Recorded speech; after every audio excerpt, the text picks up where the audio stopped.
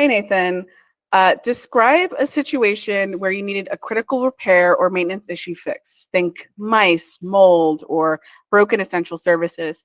How long did it take, and how long did this landlord or super's lack of responsiveness make you feel? Sure. So it actually happened right as I was moving in. So I looked at the unit. It was a great unit in Queens, in New York. And the main thing was like I was talking to the realtor. This was before they passed the New York City laws. So there was a realtor for the building. Um, she showed the unit. It looked fantastic. There was a few issues. There was some water damage up in the ceiling.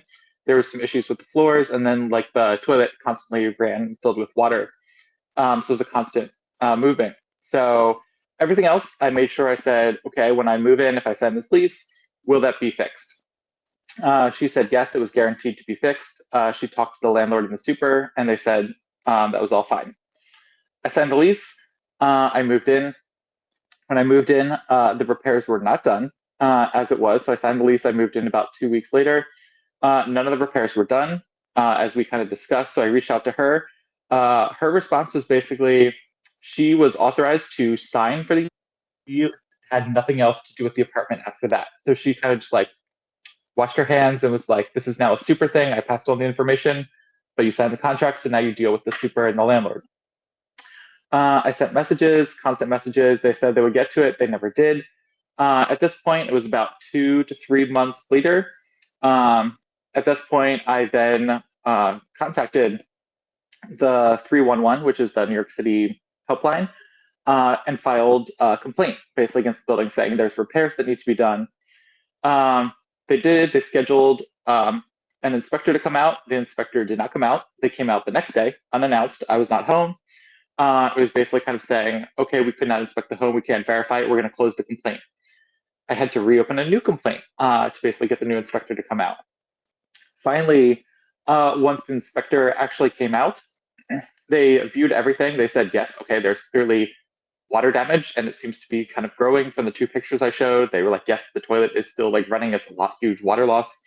Yes, there's damages with this. They cited all the different violations. I believe there was about 5 in total. The main ones I do remember were the water damage in the roof, where at some point there was actually water that did come down. It stopped. It was off and on. And then also then the toilet. The second the city came in, issued the complaints and issued violations, all of the repairs were done, basically within 5 days. So it went from this whole process taking 3 months, but the second the city got involved and I had to call them to basically make sure I was home for them to show up to cite the violation. It was resolved, but this was roughly 3 months from when I was at least signing. I said yes, it would be fixed. To then non-responsive management, non-responsive super, and then the realtor that just kind of said, "Not my problem anymore." So it was very frustrating. I'm thankful for the city for that they do have 311. It did take a long time, a lot of phone calls, lots of emails to actually get someone there. But once they were there, once they kind of issued that, then it was at least effective. But definitely a process and a lot of research of what options do I have. How long did it take you to research all of that? I feel like most people don't even know where to look. Um, I have been in the city for about 15 years, so I've had constant kind of like, okay, where do I go? Like generally, I know how to Google search, and it takes you to 311, which is a very good search. Like even if you call them, they'll direct you where to go. So at least like New York City, it's easier to kind of navigate to where it is. What understanding the laws and what like the landlord is responsible for versus everything else, that took some time to basically be like, okay, I'm going to like I tried to be nice and just said, okay, can you fix this? After they stopped being responsive, then I have to be like, okay, what is my actual rights as a tenant? And that's what took a little bit of time because I just thought it would be okay. I signed the lease, they'll fix it. To being actually, nope, I am by New York City law, yada yada yada. Like you are required to do this, and that took a little bit of research. That's why it took so long to be like, which violation can I file? And in New York City, it is kind of convenient. They do have drop downs, so you can like kind of filter your way to be like, what's your problem? Um, so again, like great help from like the city resources, but again, like kind of like a little bit of a learning curve, like a week just between like after work, trying to be like, okay, what's the best way to go about this? It almost feels like a second or third job, like after you're done your normal 9 to 5. Basically, yes, it's pretty much like being my own super of like, okay, kind of like, Oh, that okay, must be how do I get so. this done? I've heard stories of people just learning stuff on YouTube, how to fix their own apartment and just doing the repairs themselves. So I have done that. Like I do have like basic. I grew up like small town, so I have like plumber's tape. I have that. Like I can fix like small things, but like Mhm. when it's a roof leaking or like literally like the counterbit, like the what do we call the thing in the back of the like the flapper, that is Yeah. beyond my plumber tape and like a screwdriver. Can you describe a single moment in your rental journey? It could be either in that Queen's apartment or somewhere else where you realized crucial information you needed was missing, and what emotional impact or the lack of information had on you. I think it's just like a general standard for a lot of apartments is like you're dealing with it, you move in, you're like, okay, this is a great apartment, but you also don't know then like what's going to happen, like depending like which utilities. Like sometimes you're stuck with like Spectrum, and you're like, great, I have only one option for like internet, and it cuts out, or it's like paying $200. You go across the road, and it's like, okay, well now I have Verizon for like 100. So it's just kind of like looking at the different internet companies and what they change, even like local brands like RCN, which is the brand that rebranded. So it's just what you're restricted to in each of the companies, and then also as it shifts. So you may find the apartment, and then you're like, okay, heat and hot water is included. But then when the heat's electric, they're like, oh, well, I don't have to pay for the heat because it's electric heat. So that's part of your electric bill. So it's kind of like all these like hidden other parts, or like even they're like, oh, it's a newer unit. So your hot water has a separate hot water heater that's charged by electric or gas. So I give you water, but because it's not hot water as a whole building, it's a separate thing. So like, oh, that's another separate charge paid from like the utility company. So it's all this stuff of like, okay, you think this is my rent, and it's like, nope, that's my rent plus my like one internet provider plus my like, okay, what are the? It's radiator heat, so it's electric, so it's not actually heat, so it doesn't fall under the New York City heat and hot water bylaws. So it's just all these other small factors.